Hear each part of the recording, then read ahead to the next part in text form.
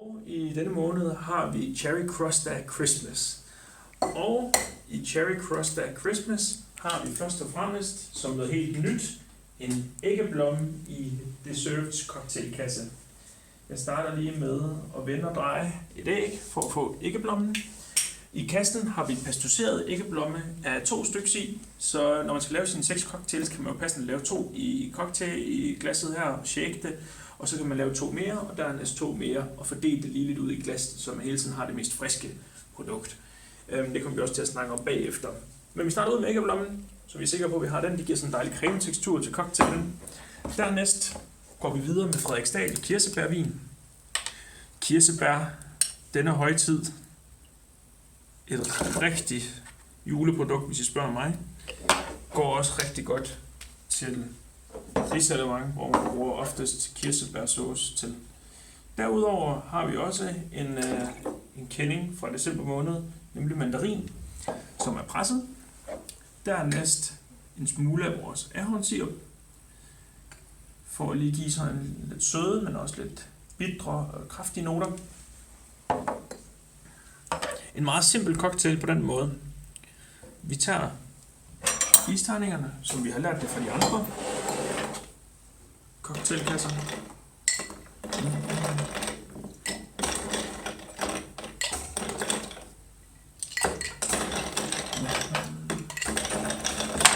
Husk altid nok med isterninger, når I skal til at lave et cocktail derhjemme.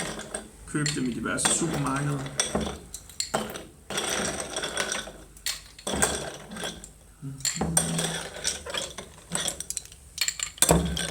I mellemtiden kan jeg fortælle, at til den her cocktail, som hedder Crostad, indebærer sukker på kanten af glasset. Derfor skal I vælge enten 6 coupéglas, eller 6 vinglas, eller 6 martiniglas, alt efter jeres udvalg derhjemme. Og det gør I, fordi at vi skal bruge stilk til at holde ved, så man ikke får fedtede fingre fra sukkeret. Så passer det lige akkurat. Isterninger helt op til, som vi plejer.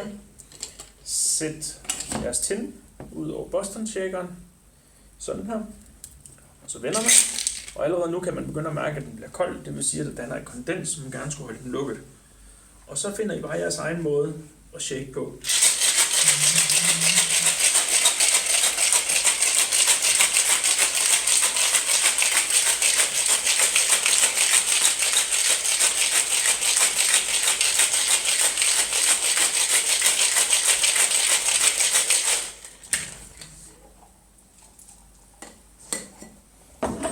Ja. Og så har jeg haft de her glas på frys. I har fået en pakke flormelis med jer. Og det er simpelthen kondensen fra glasset, der gør, at vi kan have flormelis til at sidde på. Så man drysser bare et lille fint lag udover, lige banker lidt på den. Og så drysser man lige lidt mere, hvis man synes, at den godt kan trænge til lidt mere end blot det første lag der. Jo mere der er på, i min optik, jo flottere er det. Det er også derfor, jeg har fået en hel pose med. Så tag og kom en skål under, som jeg har gjort her. Så I ligesom sparer på flormelisen, så I kan anvende det igen, hvis der lige er til nogle æbleskiver i ovnen eller et eller andet dur. Sådan. Det er lidt mindre glas, jeg har brugt i dag, derfor er min ene cocktail nok mere beregnet til 2 af de her små glas her. Så hvis I har en større glas, som for eksempel vinglas, så bare sørg for, at det bliver lige fordelt ud.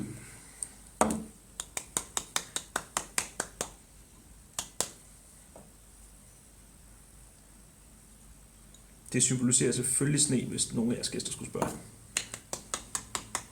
Så. Og dem her, efter man har haft glasene på køl i 24 timer, hvis man har lyst til at lave dem her, inden gæsterne kommer, så kan man gøre det, at man pulveriserer dem, klapper dem af, sætter dem på køl igen, og med bunden nedad, sådan at de bare kan tages frem, når der gæsterne ankommer, og man er klar til at servere cocktailen.